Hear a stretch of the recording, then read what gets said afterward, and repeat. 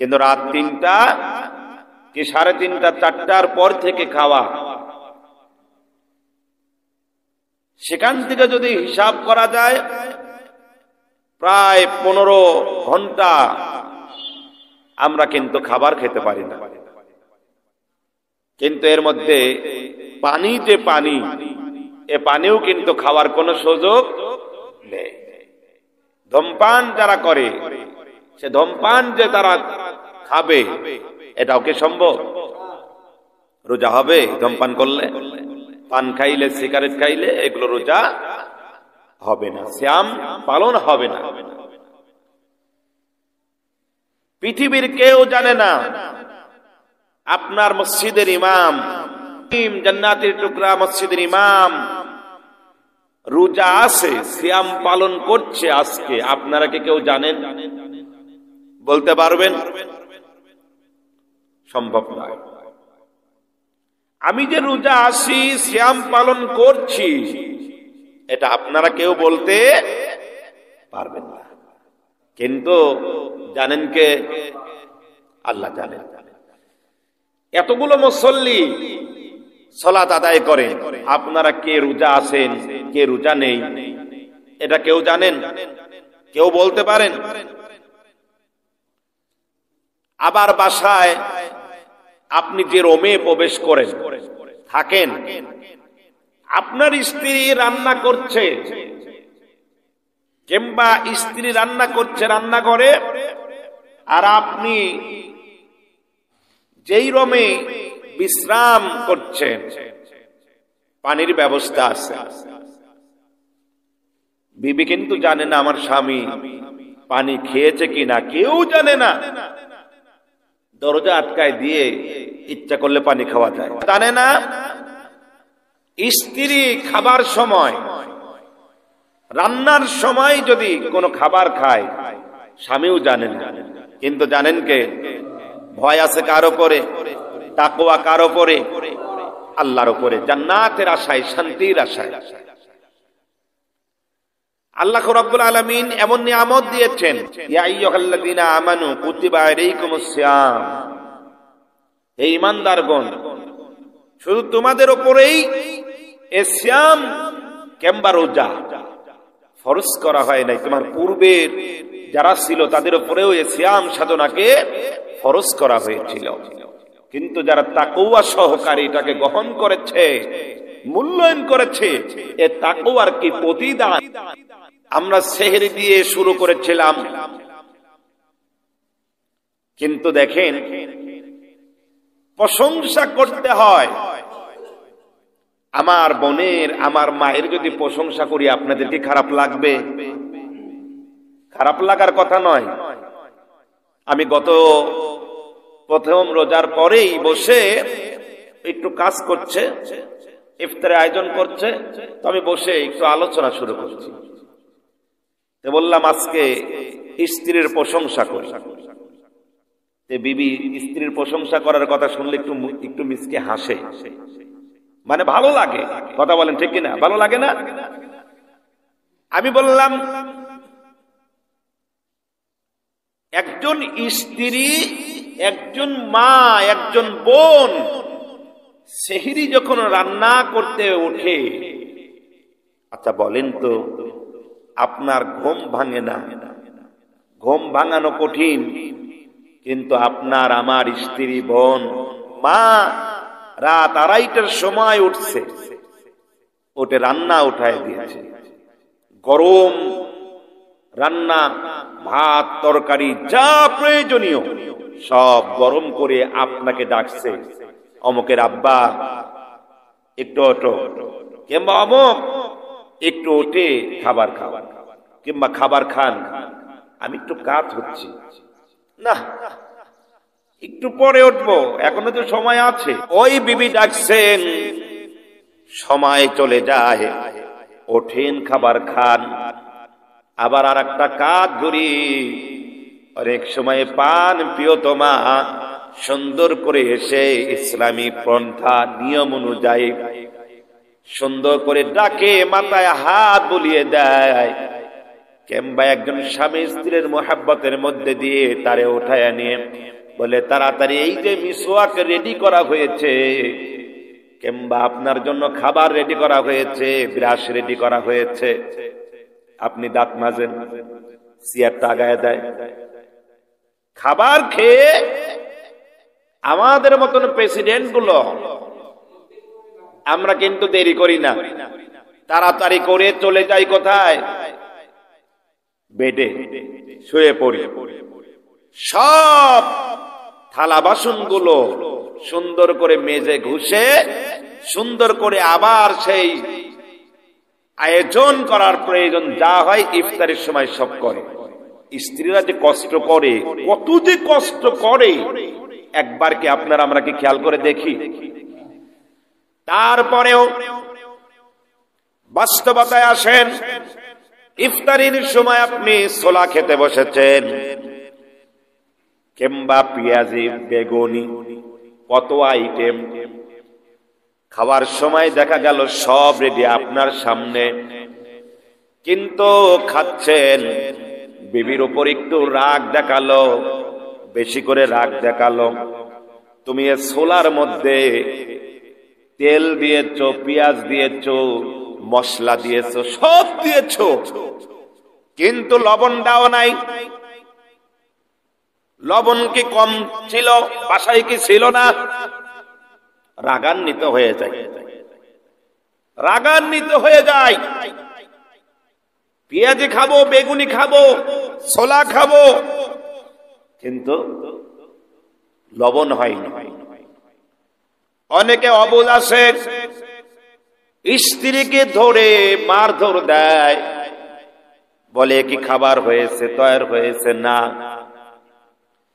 ওই সময় যদি আপনি শুকরিয়া আদায় করে খাবার খান, আল্লাহ রব্বুল আলামিনের রহমত বরকতে জোশ লাগে। আল্লাহ কয়, দেখো বান্দা সুন্দর করে ইফতারি করছে, জানে ছোলার মধ্যে লবণ ঢোকে নাই, পেঁয়াজের মধ্যে লবণ ঢোকে নাই, বেগুনি করেছে লবণ ঢোকে নাই, কিংবা সামান্য হয়েছে কিংবা বেশি হয়েছে, তার জন্য সে শুকরিয়া আদায় করে খাবার খাইলো। যা ওই স্বামী স্ত্রীর সমস্ত গুনাহ আমি আল্লাহ মাফ করে দিলাম। এই জন্য ইসলাম কত সহজ করে দিয়েছেন। যখন পান প্রিয়তমা স্ত্রী আমার বোনরা যখন রান্না করবে, তারা যদি আমার আলোচনা শোনে তো আলহামদুলিল্লাহ করবেন। ছোলা যখন তৈরি করবেন, আমার বোনদের বলি, ওই ছোলা কিংবা পেঁয়াজ, বেগুনি যা তৈরি করে এমনি খেয়ে জিহ্বার উপরে দিয়ে দিবেন, দরকার হালকা একটু চাবন দিয়ে দিবেন। রোজা ভেঙে যাবে কি? রোজা ভেঙে যাবে কি? আপনারা অনেকে মনে করবেন, আমরা মনে করি রোজা ভেঙে যেতে পারে, কিন্তু স্বামী যে তেরা বেকা সমস্যা, একটু শান্তির জন্য জিহ্বার মাথায় নিলে সব বোঝা যায় কেমন হয়েছে।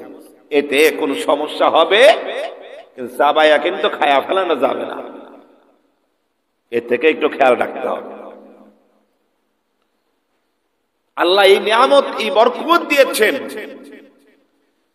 এই জন্য আল্লাহ বললেন, তোমাদের ওপরে এত রহমত বরকত নাজিল করেছি। একবার খেয়াল করে দেখো, রোজাদার, একজন রোজাদারের মুখের দিকে যখন তাকায়, কোন ঝগড়াটে কোন মানুষ যদি ঝগড়া করতে চায়, আপনি আমি বলবো আমি রোজা আছি, সিয়াম পালন করছি, ঝগড়া করা যাবে না, সব গুনাহ।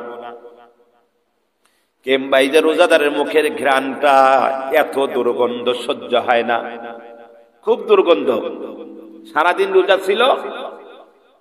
কিন্তু আল্লাহ বলেন, রোজাদার তোমরা চিন্তা করো না, তোমাদের মুখের ঘ্রাণ গুলো এত বরকত, মেশক আম্বরের চেয়ে অধিকতর সুন্দর। জোরে বলেন সুবহানাল্লাহ। বেহেশতি সুঘ্রাণ, মেশক আম্বর সবচেয়ে দামি একটি সুঘ্রাণ, এমন সুন্দর একটি ঘ্রাণে পরিণত হয়ে যায়। রোজাদারকে আল্লাহ এত ভালোবাসেন, এত মহাব্বত করেন, যেই ব্যক্তি সিয়াম সাধনার মাসে একটি ফরজ আদায় করলো, অন্য মাসে 70টি ফরজ আদায় করার সওয়াব তার আমল নামে আল্লাহ দান করলেন। এখানে 70 আবার 70 গুণের কথাও বলা হয়েছে। কেউ যদি একটি সুন্নাত আদায় করে, ফরজ আদায় করার সওয়াব তার আমলনামায় দেওয়া হয়। নফল ইবাদত করলে সুন্নাতের সমপরিমাণ সওয়াব তার আমলনামায় দেওয়া হয়। এই মাসে বিশেষ করে আল্লাহর কাছে 4টা জিনিস চাইবো। প্রথমটা চাবো হলো লা ইলাহা ইল্লাল্লাহ, বেশি বেশি পড়ব মুহাম্মাদুর রাসূলুল্লাহ। দ্বিতীয়বার বলবো আল্লাহুম্মা সাল্লি আলা মুহাম্মাদিন ওয়া আলা আলি। আমরা দরুদ ইব্রাহিম এটা তো জানি না, কিংবা অন্যান্য দরুদ। আস্তাগফিরুল্লাহ, কিংবা আল্লাহ রাব্বুল আলামিনের কাছে জাহান্নাম থেকে মুক্তি চেয়ে জান্নাতের কাছে আল্লাহর জন্য চাবো। আল্লাহ বলে চাইতে দেরি হবে, কিন্তু তোমার জান্নাত পাইতে দেরি হবে না, কারণ বেহেশতের সমস্ত দরজা তোমার জন্য খোলা। 11টি মাস বেহেশতের দরজা খোলা থাকে। কবরের আযাব 11 মাস কিন্তু মাফ করার কথা বলা হয় নাই, কিন্তু মাহে রমজান মাসে, এই মাসে সমস্ত কবরের আযাব আল্লাহ মাফ করে দেন। রেদওয়ান ফেরেশতা একজন রোজাদারের জন্য বেহেশতকে এমন করে সাজায়, সেই বেহেশতটা জুমরুদ পাথরের তৈরি, সুন্দর সুন্দর জায়গা, একটা করে কক্ষ থাকবে, 70,000 ঘর তার জন্য রেডি থাকবে। বেহেশত একটা কক্ষের সঙ্গে আর একটা কক্ষের মিল নাই। সুবহানাল্লাহ বলবেন না? তাও কোনো মিল নাই, এত সুন্দর। প্রত্যেকটি দরজার সামনে বরকতময় জান্নাতি খাবার, জান্নাতি ফল থাকবে, কিন্তু সেই সকল ফল খাবেন, কোনো বিছিও নাই, শোষাও নাই, বোটাও নাই, কিন্তু রাখেন কে? এই খাবার খাবেন, কিন্তু বেহেশতে খাবার খায়া প্রসব পায়খানা হবে না। সুবহানাল্লাহ। 70টি নিয়ামত, 70টি বরকত। আল্লাহ এখানে আরো বলেছেন, কোন ব্যক্তি যদি 1টা টাকা দান করে, 1টা টাকা এই মাসে, আল্লাহ রাব্বুল আলামিন 70 গুণ টাকা দান করার সওয়াব তার আমলনামায় দেয়।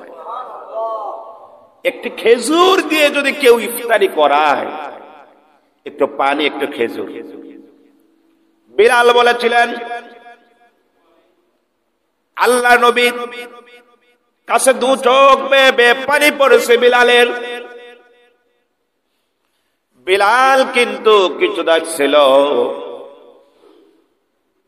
বিলাল অনেক কষ্ট করেছে দিনের জন্য,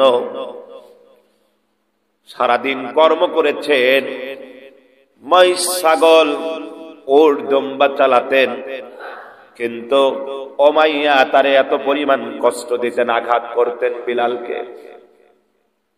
2 হাত টান টান করে বেঁধেছে। যখন একটু সুযোগ পায়, একাকী লা ইলাহা ইল্লাল্লাহ পড়ে, সুবহানাল্লাহ বলেন, আল্লাহকে ডাকে। কিন্তু উমাইয়া বলে, তোমার আমার রব, ওই যে বড় একটা গাছ দেখছো, ওটাই হলো তোমার আমার রব। বড় বড় পাহাড় দেখো, ওটাই হলো তোমার আমার রব। তোমার আমার ভগবান ঈশ্বর। বড় বড় নদী দেখলে, কিংবা যত বড় বড় মূর্তি আছে, সেগুলো তোমার আমার ভগবান ঈশ্বর। বিলাল চিন্তা করলো, এত ভগবান ঈশ্বর হতে পারে না, কারণ হলো একে সৃষ্টি করেছেন কে? এ তো মানুষ। তো মানুষ তৈরি করেছেন। নদী বানালেন কে? গাছ তৈরি করলেন কে?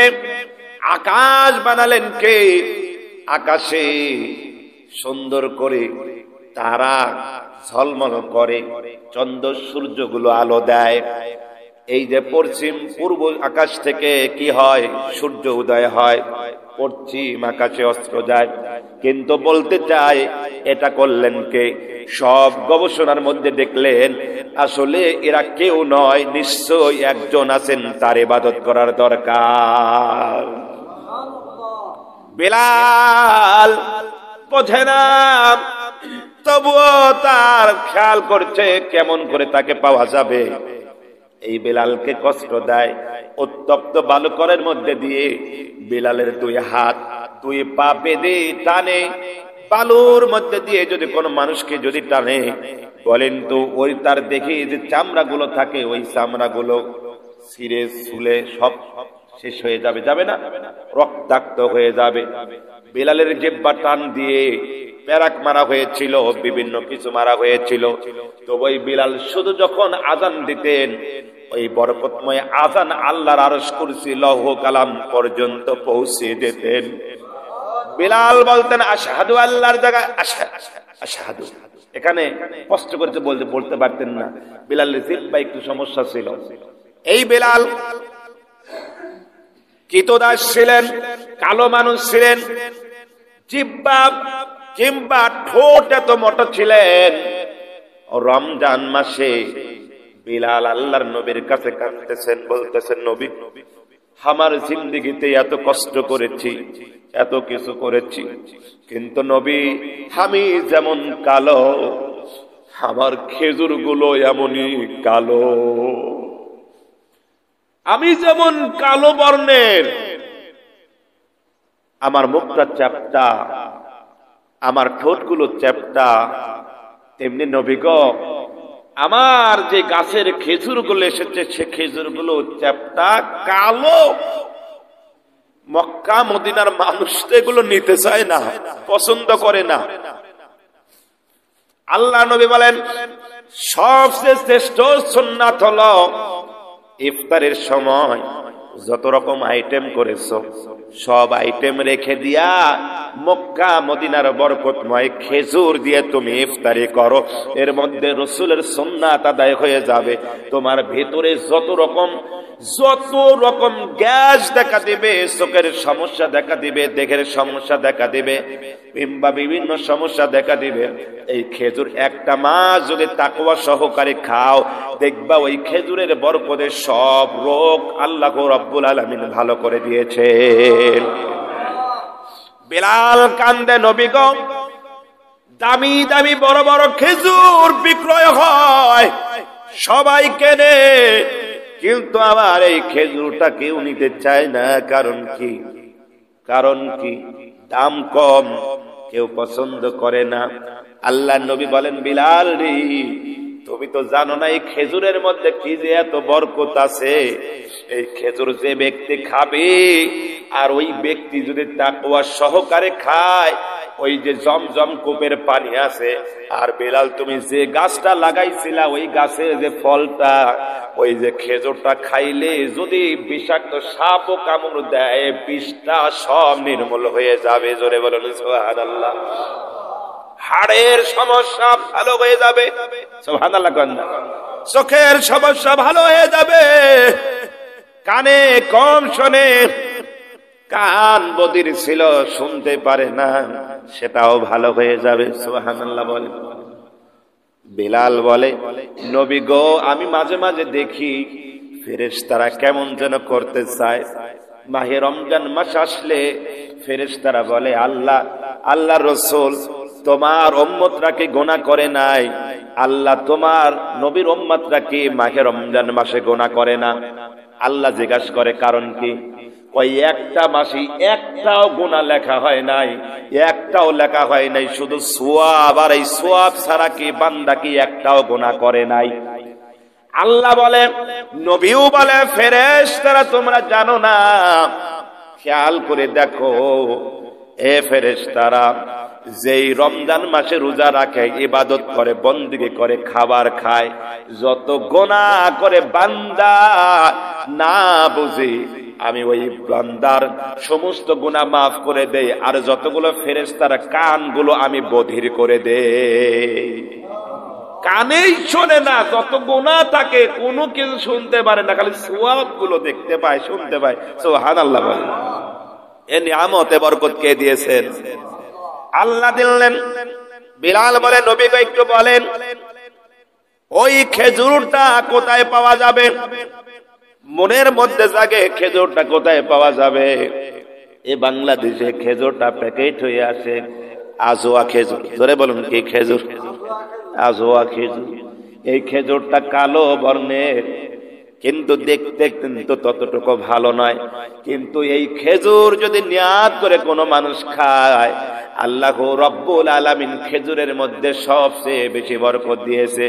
বিলাল এত মজা পাইল, তৃপ্তি পাইল, বিলাল বলে হুজুর গো, এতে আমি সবচেয়ে বেশি সন্তুষ্ট হয়ে গিয়েছি। জোরে বলুন সুবহানাল্লাহ। এ বিলাল শুধু তাই নয়, বিলাল রে তুমি একথা শোনো, তুমি আমি যেখানেই যাই বিলাল তুমি সেখানেই দেখি তুমি আমার সঙ্গে থাকো বিলাল। বিলাল রে তুমি কোন আমল করো? বিলাল বলে হুজুর আমি তেমন আমল করি না, কিন্তু আমার একটা আমল হতে পারে জানি না। সে আমলটা হলো রাতের গভীরে যখন ঘুমায়া যায়, আমি যখন চেতন পাই,